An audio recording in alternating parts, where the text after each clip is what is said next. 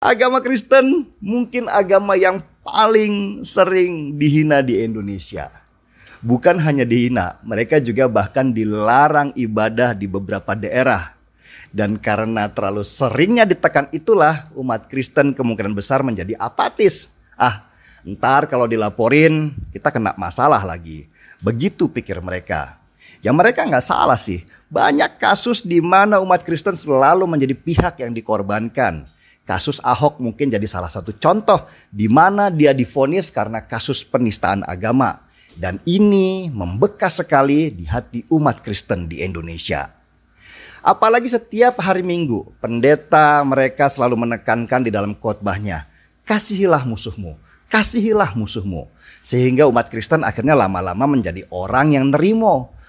Cuman dihina, toh masih bisa cari makan dan gak mati kalau cuman dihina doang.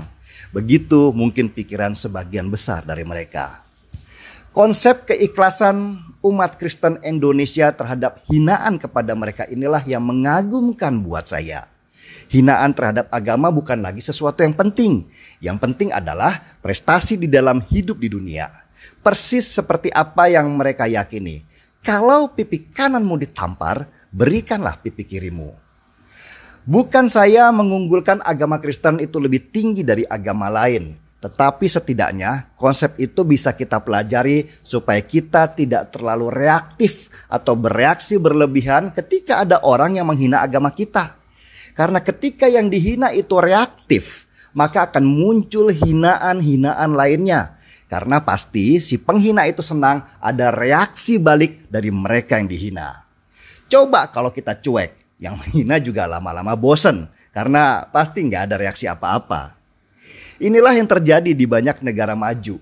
Ketika hinaan terhadap agama bukan lagi sesuatu yang dianggap serius. Mereka itu lebih tertekan kalau belum dapat kerjaan, tidak diakui oleh sekitar, atau belum dapat pasangan. Masalah agama itu urusan pribadi dengan Tuhan. Nggak usahlah diumbar-umbar di media sosial.